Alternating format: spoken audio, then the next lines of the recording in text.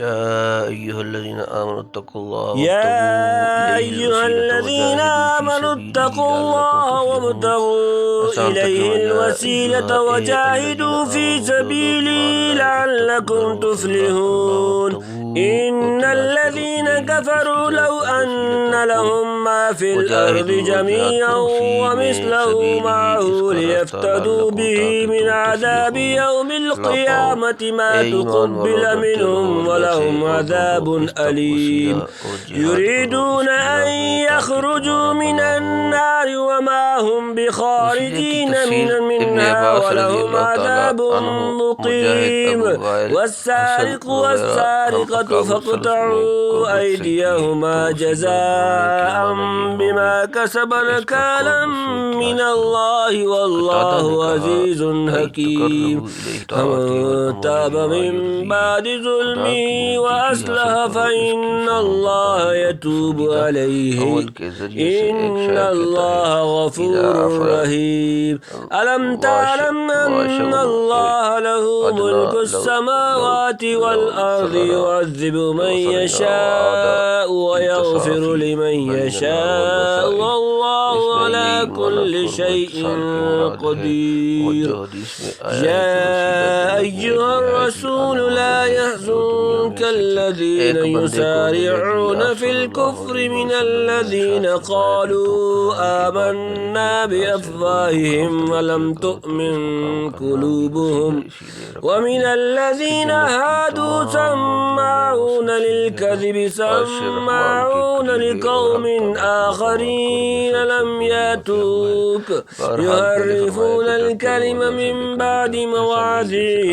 يقولون إن أوتيتم هذا فخذوه وإن لم تؤتوه فاحذروه ومن يرد الله فتنته فلن تملك له من الله شيئا أولئك الذين لم يرد الله أن يطهر قلوبهم لهم في الدنيا خزي ولهم في الآخرة عذاب عظيم سماعون للكذب أكالون للسحت فإن جاءوك فاحكم بينهم أو أعرض عنهم وإن تعرض عنهم فلن يضروك شيئا وإن حكمت فاحكم بينهم بالقسط إن الله يحب المقسطين وكيف يحكمونك وعندهم التوراة فيها حكم الله ثم يتولون من بعد ذلك وما أولئك بالمؤمنين وہ اگر زمین پر فساد پھیلاتے ہیں تو تم اپنی کوشش اور حسن عمل سے امن و سکون قائم کرنے کی فکر کرو۔ ان الذين كفروا لو ان لهم ما في الارض جميعا مثله معه ليفتدوا به من عذاب يوم القيامة ما تقبل منهم ولهم عذاب علیم۔ آسان ترجمہ ان بے شک الذين كفروا جن لوگوں نے کفر کیا کافر لوگ اگر ان یہ کہ لهم ان کے لیے ما جو في الارض زمین میں جميعا سب کا سب مثله وہ اتنا ليفتدوا کہ فدیہ بدلہ میں دیں بھی اس کے ساتھ من سے عذاب یوم القیامت قیامت کا دن ما نہ تقبل قبول کیا جائے گا منهم ان سے ولهم اور ان کے لیے کہ عذاب علیم دردناک۔ جو لوگ کافر ہیں اگر ان کے پاس ہو جو کچھ زمین میں ہے سارا اور اس کے ساتھ اتنا ہی اور ہوتا کہ بدلہ میں دیں اپنے قیامت کے عذاب سے تو ان سے قبول نہ ہوگا اور ان کے واسطے عذاب دردناک ہے۔ پچھلی آیت میں بتلایا تھا کہ انسان خدا سے ڈرنے اس کا قرب حاصل کرنے اور اس کی جہاد کرنے ہی سے فلاح و کامیاب کی امید کر سکتا ہے۔ اس آیت میں متنبع فرما دیا کہ جن لوگوں نے خدا سے روگردانی کی وہ آخرت میں اگر روئے زمین کے سارے خزانے بلکہ اس سے بھی زائد خرچ کر ڈالیں گے اور فدیہ دے کر عذاب الہی سے چھوٹنا چاہیں گے تو یہ ممکن نہ ہوگا۔ غرض وہاں کی کامیابی تقوی ابتغاء وسیلہ اور جہاد فی سبیل اللہ سے حاصل ہوتی ہے، رشوت اور فدیہ سے نہیں ہو سکتی۔ یریدون ان یخرجوا من النار وما هم بخارجین منها ولهم عذاب مقیم۔ سام ترجمہ یریدون وہ چاہیں گے ان کے یخرجو وہ نکل جائیں من سے النار آگ وما حالانکہ نہیں ہم وہ بخارجین نکلنے والے منہا اس سے ولہم ان کے لیے عذاب مقیم ہمیشہ رہنے والا چاہیں گے کہ نکل جائیں آگ سے اور وہ اس سے نکلنے والے نہیں اور ان کے لیے عذاب دائمی ہے۔ حدیث کثیرہ سے ثابت ہے کہ بہت سے گناہ گار مومنین ایک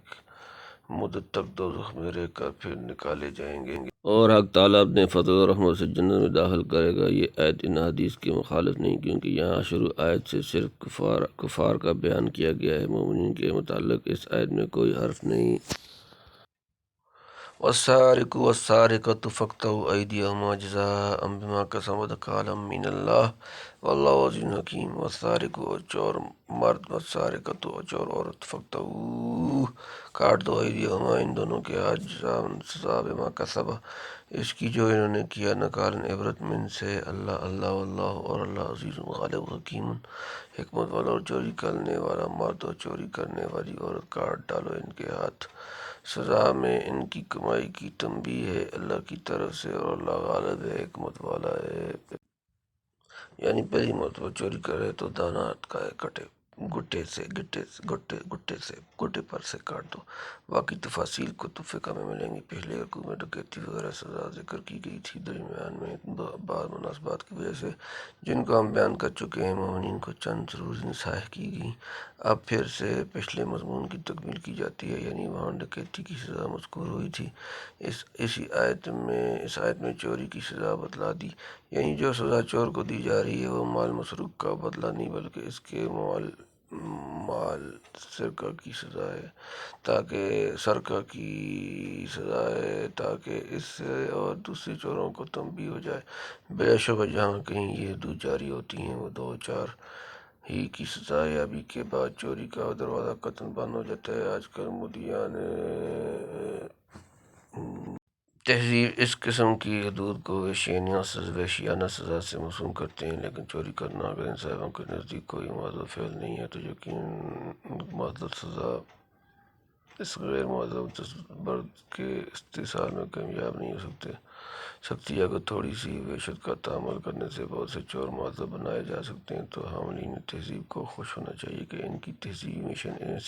اس وحشت سے مدد مل رہی ہے۔ بعض نہایت مفسر بھی اس کوشش میں ہیں کہ قطع ید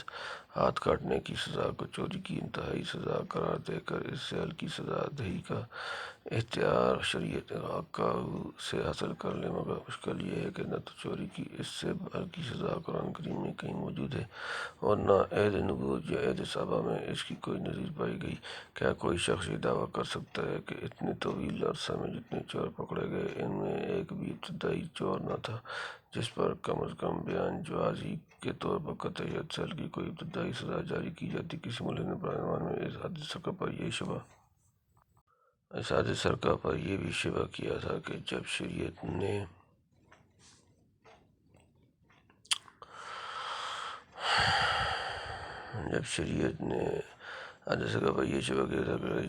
ایک ہاتھ کی دیت 500 دینار رکھی ہے تو اتنا قیمتی ہاتھ جس کے کٹنے پر 500 دینار واجب ہوں 5 روپے کی چوری میں کس طرح کاٹا جا سکتا ہے؟ ایک عالم نے اس جواب میں کیا جواب فرمایا، انہا لما کانت امینۃ کانت ثمینتہ فلما خانت ہانت، یعنی جو ہاتھ امین تھا وہ قیمتی تھا، جب چوری کر کے خائن ہوا تو ذلیل ہوا۔ چونکہ غالب ہے اس لیے اسے حق ہے کہ جو چاہے قانون نافذ کر دے، کوئی چون چرا نہیں کر سکتا، لیکن چونکہ حکمت والا بھی ہے اس لیے یہ احتمال نہیں کہ محض اپنے اختیار کاموں سے لے کر کوئی قانون بے موقع نافذ کرے، نیز وہ اپنے ناتواں بندوں کے اموال کی حفاظت کا کوئی انتظام نہ کر سکے۔ یہ اس کی عزت و عقل بے منافی اور چوروں ڈاکوؤں کو یوں ہی آزادی چھوڑ دے۔ یہ اس کی حکمت کے خلاف ہے۔ فمن تاب من بعد ظلمه واصلح فان اللہ یتوب علیہ ان اللہ غفور رحیم۔ فمن بس جو جس توبہ کی من سے بعد ظلمی اپنا ظلم اصلاح کی فإن تو بے شک اللہ یتوب علیہ اس کی توبہ قبول کرتا ہے، ان بے شک اللہ غفور بخشنے والا رحیم مہربان۔ پھر جس نے توبہ کی اپنے ظلم کے پیچھے اور اصلاح کی تو اللہ قبول کرتا ہے اس کی توبہ، بے شک اللہ بخشنے والا مہربان ہے۔ یعنی توبہ اگر ٹھیک ہو جس کے لیے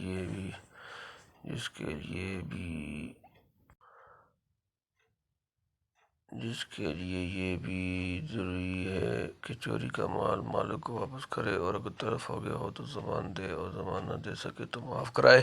اور اپنے فعل پر نادم ہوا اور آئندہ کے لیے اس سے مجتنب رہنے کا عزم رکھے تو اس طرح کی توبہ سے امید ہے کہ حق تعالیٰ اخروی عقوبت جس کے مقابلے میں دنیاوی سزا کی کچھ حقیقت نہیں اس پر سے اٹھا لے۔ الم تعلم ان اللہ له ملک السماوات والارض يعذب من يشاء ويغفر من يشاء والله على كل شيء قدير۔ الم تعلم کیا تو نہیں جانتا ان کہ اللہ له اس کی ملک سلطنت السماوات اسمانوں والارض اور زمین، يعذب عذاب دے من يشاء جسے چاہے، ويغفر اور بخش دے لمن يشاء جس کو چاہے، واللہ اور اللہ علی پر کل شيء ہر شے قدیر قدرت والا۔ اور معلوم نہیں کہ اللہ ہی کے واسطے ہے سلطنت آسمانوں اور زمین کی، عذاب کرے جس کو چاہے اور بخشے جس کو چاہے، اور اللہ سب چیزوں پر قادر ہے۔ اور زمین یعذب عذاب دے من یشاء جسے چاہے، یغفر و بخش دے لمن یشاء جس کو چاہے، واللہ اور اللہ علی پر کل شیء ہر شے قدیر قدرت والا۔ جب حقیقی سلطنت و حکومت اس کی ہے تو بلا شبہ اسی کو یہ اختیار ہوگا کہ جسے مناسب جانے معاف کر دے، اور جسے اپنی حکمت و عدل کے موافق سزا دینا ہے سزا دے، اور نہ صرف یہ کہ اسے معاف کرنے اور سزا دینے کی کلی اختیارات حاصل ہیں بلکہ ان اختیارات کے استعمال سے کوئی روکنے والا بھی نہیں، کیونکہ ہر چیز پر وہ پوری قدرت رکھتے ہیں۔ یا ایھا الرسول لا يحزنک الذین یسارعون فی الکفر من الذین قالوا آمنا بافواہہم ولم تؤمن قلوبہم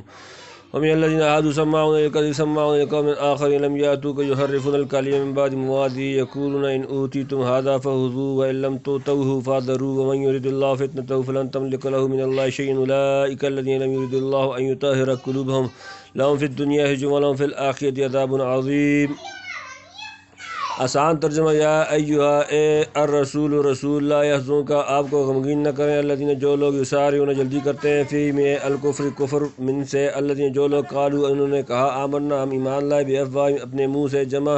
وا اور لم تؤمن مومن نہیں قلوبہم ان کے دل، ومن اور سے الذین ہادوا وہ لوگ جو یہودی ہوئے سماعون جاسوسی کرتے ہیں للکذب جھوٹ کے لیے، سماعون وہ جاسوس ہیں لقوم جماعت کے لیے، آخرین دوسری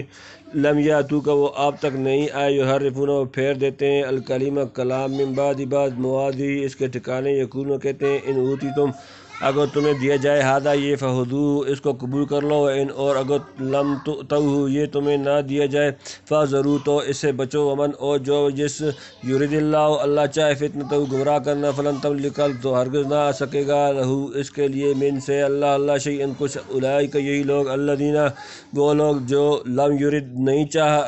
اللہ ان کے یطہر پاک کرے قلوبہم ان کے دل، لہم ان کے لیے فی الدنیا دنیا میں خزی رسوائی، ولہم اور ان کے لیے فی میں الآخرہ آخرت عذاب عظیم بڑا۔ اے رسول غم نہ کر ان کا جو دوڑ کر گرتے ہیں کفر میں، وہ لوگ جو کہتے ہیں ہم مسلمان ہیں اپنے منہ سے اور ان کے دل مسلمان نہیں، اور وہ جو یہودی ہیں جاسوسی کرتے ہیں جھوٹ بولنے کے لیے، وہ جاسوس ہیں دوسری جماعت کے جو تجھ تک نہیں آئے، بدل ڈالتے ہیں بات کو اس کا ٹھکانہ چھوڑ کر کہتے ہیں اگر تم کو یہ حکم ملے تو قبول کر لینا، اور اگر یہ حکم نہ ملے تو بچتے رہنا، اور جس کو اللہ نے گمراہ کرنا چاہا تو اس کے لیے کچھ نہیں کر سکتا اللہ کے ہاں۔ یہ وہی لوگ ہیں جن کو اللہ نے نہ چاہا کہ دل پاک کرے ان کو دنیا میں ذلت ہے اور ان کو آخرت میں بڑا عذاب ہے۔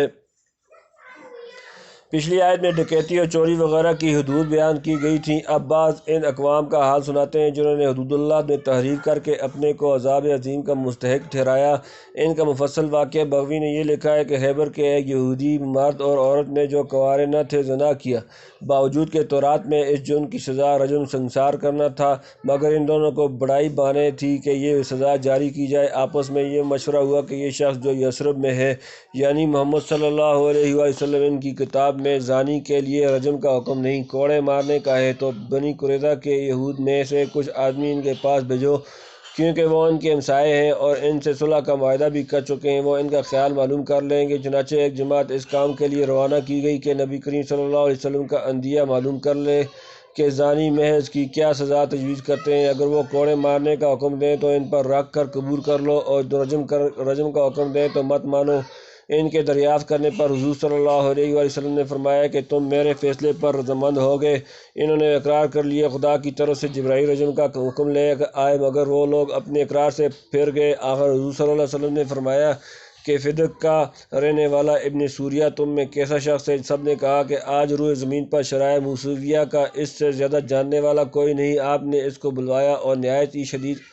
حلف دے کر پوچھا کہ تورات میں اس گناہ کی سزا کیا ہے، باوجود کہ دوسرے یہودی اس حکم کو چھپانے کی ہر ممکن کوشش کر رہے تھے جس کا پردہ حضرت عبداللہ بن سلام کے ذریعے سے فاش ہو چکا تھا۔ تاہم ابن سوریہ نے، جو ان کا مسلم معتمد تھا، کسی نہ کسی وجہ سے اس کا اقرار کر لیا کہ بے شک تورات میں اس جرم کی سزا رجم ہی ہے۔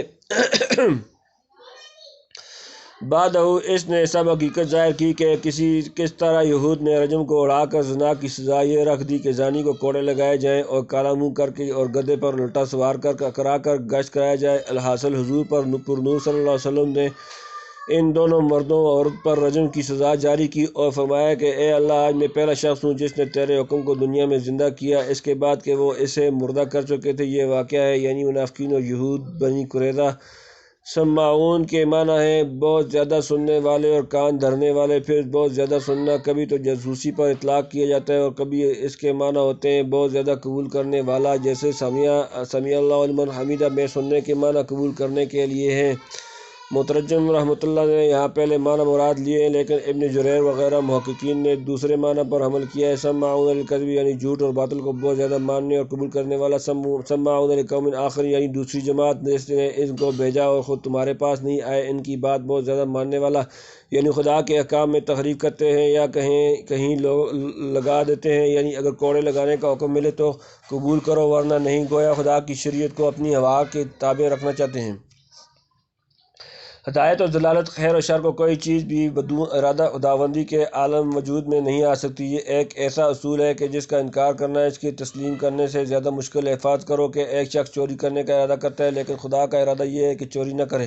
اب وہ شخص اگر اپنے ارادہ میں کامیاب رہا تو لازم آتا ہے کہ خدا اس کے مقابلہ معاذ اللہ عاجز ہو، اور لازم آتا ہے کہ دنیا میں کہیں چوری وغیرہ کسی شر کا وجود نہ رہے، اور اگر خدا تعالیٰ خیر و شر میں سے کسی کا بھی ارادہ نہیں کرتا تو اس سے معاذ اللہ اس کا تعطل یا غفلت و صفات لازم آتی ہے۔ تعالی اللہ عن کل شرور و تقدس۔ ان تمام شکوک پر غور کرنے کے بعد ناچار وہ ہی ماننا پڑے گا کہ کوئی چیز بھی اس کے ارادہ تخلیق کی بدون موجود نہیں ہو سکتی۔ میں مسئلہ نہایت مہم اور طویل الذیل ہے۔ ہمارا قصد ہے کہ اس قسم کے مسائل کے متعلق مستقل مضمون لکھ کر فوائد کے ساتھ ملحق کر دیا جائے۔ واللہ الموافق۔ اول منافقین اور یہود کا طرز عمل بیان فرمایا، جس میں یہ چند اعمال بالخصوص ذکر کیے گئے ہیں: ہمیشہ جھوٹ اور باطل کی طرف جھکنا، اہل حق کے خلاف جاسوسی کرنا، بد باطن اور شریر جماعتوں کو مدد پہنچانا، ہدایت کی باتوں کو تحریف کر کے بدل ڈالنا، اپنی خواہش اور مرضی کے خلاف کسی حق بات کو قبول نہ کرنا۔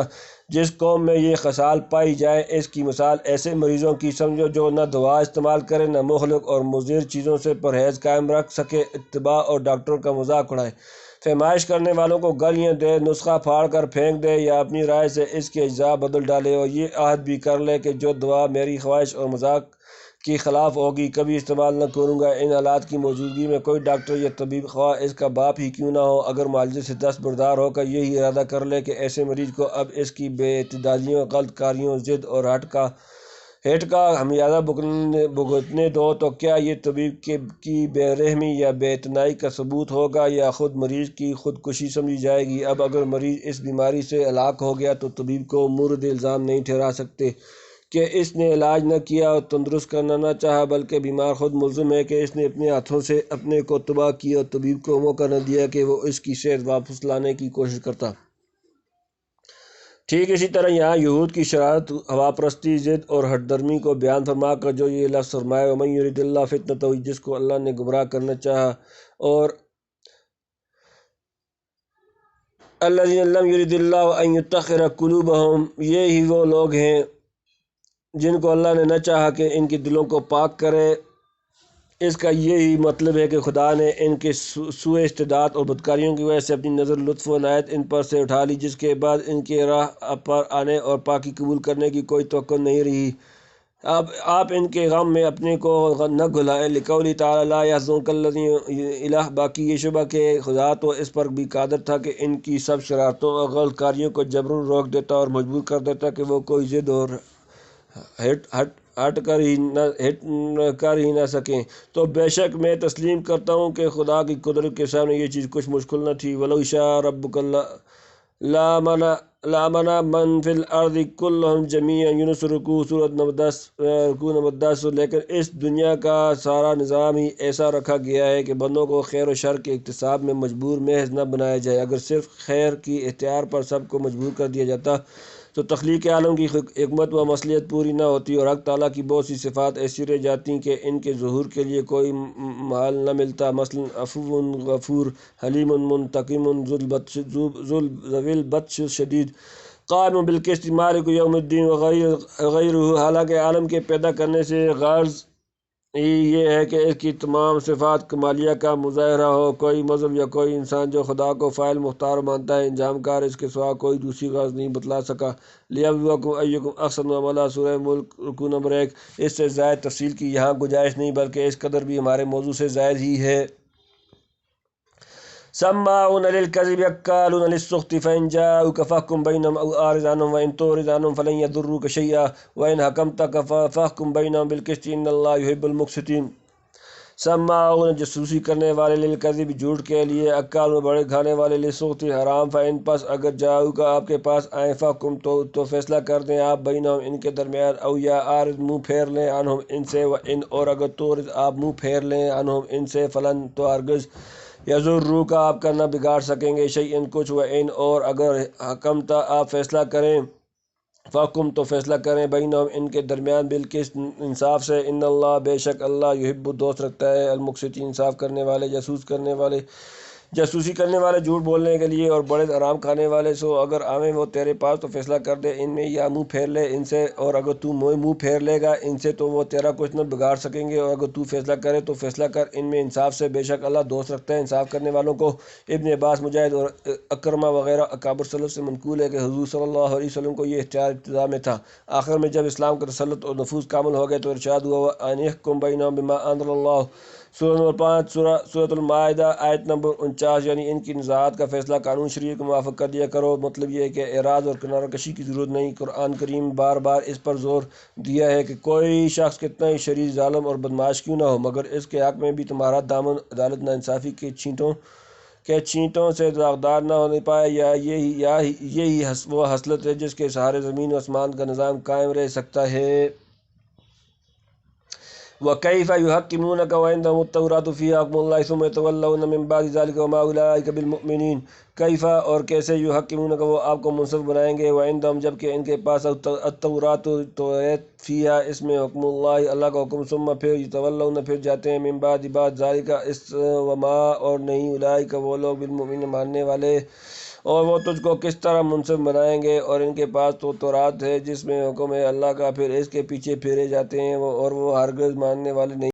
یعنی تعجب کی بات ہے کہ آپ کو حکم ٹھہراتے ہیں اور جس تورات کو کتاب آسمانی مانتے ہیں اس کے فیصلے پر بھی راضی نہیں، تو حقیقت میں ان کا ایمان کس پر بھی نہیں، نہ قرآن پر نہ تورات پر۔ اگلے رکوع میں تورات و انجیل کی مدح فرما کر متنبہ کیا کہ کیسی عمدہ کتاب اور کیسے علوم و ہدایت تھے جن کی ان نالائقوں نے بے قدری کی، اور انہیں ایسا ضائع کیا کہ آج اصل چیز کا پتہ لگانا بھی مشکل ہو گیا۔ آخر حق تعالیٰ نے اپنی رحمت کاملہ سے بالکل آخر میں وہ کتاب بھیجی جو ان سب پہلی کتابوں کے مطالب اصلیہ کے محافظ اور مصدق ہے، اور جس کی ابدی حفاظت کا انتظام نازل کرنے والے نے خود اپنے ذمے لیا ہے۔ فللہ الحمد والمن۔